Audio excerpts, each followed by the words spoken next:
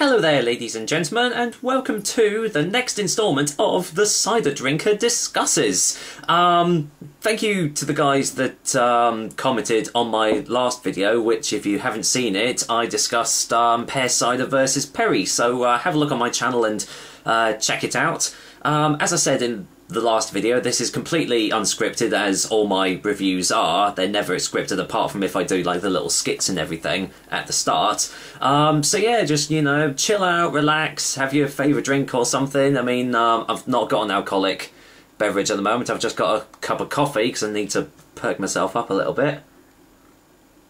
And yeah, we'll just discuss the topic of the day. But first I will read you got your guys, you people's comments on the last video. So we've got Chris the Cider Guy, and he says, I agree that the industrial ciders tend to be called pear cider and the real pear ciders tend to be called perry. Here's my line of thought. The connoisseur will know what perry is, however the cider boozers that go for the industrially made stuff probably wouldn't know what perry was if it was stamped on their bottle of Magners. So the company almost spells it out for them. They put pear cider on the bottle or can so the boozer knows what it is. So I don't think the label pear cider or perry necessarily determines how the drink is made, but rather who the drink will appeal to. This fits in with your point, however, because the boozer will go for the cheap industrial stuff, whereas the connoisseur will go for a real cider or perry. Yeah, I mean, interesting points there, and as I said, his reply, my reply to that was like, you know, I've known a couple of people that have said, oh, have you have you ever tried a perry before? And I've like been met with blank stares and gone, ooh, what's a perry? I don't know what a perry is. So yeah, I just wish like supermarkets would introduce more perries onto like store shelves, just to like get people more into it, like into the real perries and everything. Because I mean, you get a few real ciders in stores. Like like I said, I got a couple of like Sheppy ciders from there, from supermarkets. I got a couple of Watkins ciders from supermarkets, but to get an actual proper perry is very, very rare indeed. So yeah, good points there, Chris the Cider Guy, thank you very much. And the other guy that commented was Tropical Scott, and he says, interesting point I'd never thought about until now. There seem to be a few different definitions floating around. The Camera website says this as cider is made from apples, perry is made from pears, not just any pear though. These are perry pears, which tend to be smaller and harder than dessert pears. Whereas I think pear cider can pretty much come from any old type of pear and might even contain some apple as well. But Babycham and Lambrini call themselves perries on their labels, and I doubt either of these meet the Camera definition of a perry. So the term perry probably leads to some confusion.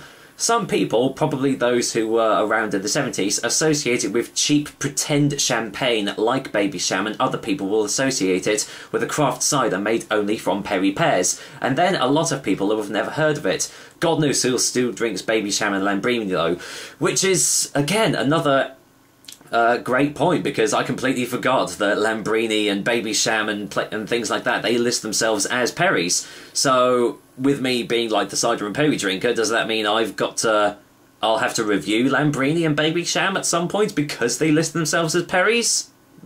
Interesting point. So yeah, thank you very much guys for your comments, and hopefully you'll comment on this next topic, which excuse me if I take a sip.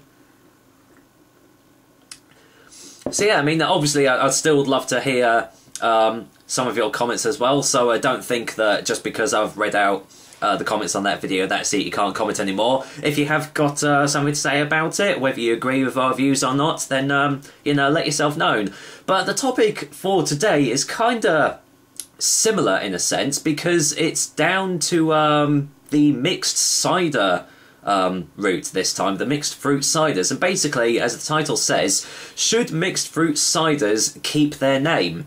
Now you're probably wondering what I mean by that. Well, basically, you get like Magners Berry, you get like Bulmer's number 17, you've got like Gamer's Apple and Cherry and things like that, and especially like Copperberg Strawberry and Lime and things like that, which apparently are made, like their primary ingredient is either pears or apples.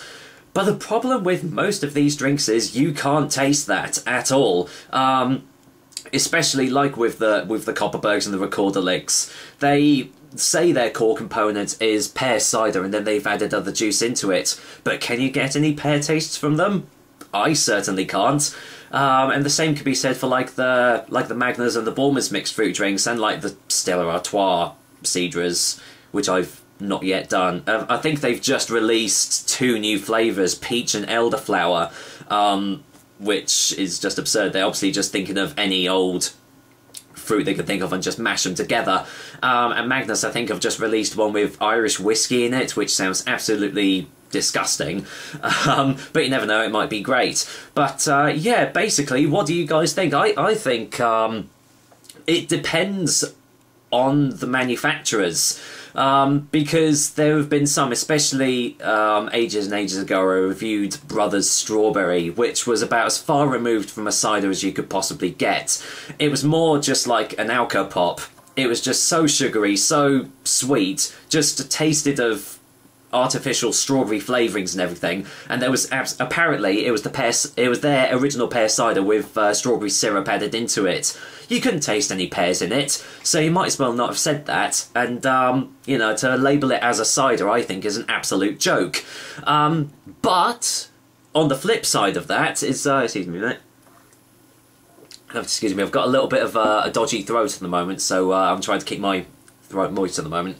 But yeah, on the flip side of that, a little while ago, I reviewed Anning's Pear and Mint, which is classed as obviously a mixed fruit cider, because it is.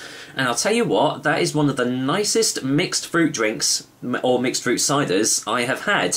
And you can actually tell that, you know, it's made with real ingredients, proper ingredients, like nothing artificial made into it. It was really refreshing, really... It was different, but, I mean, it was absolutely lovely. I mean, go and check my review on it, and you'll see...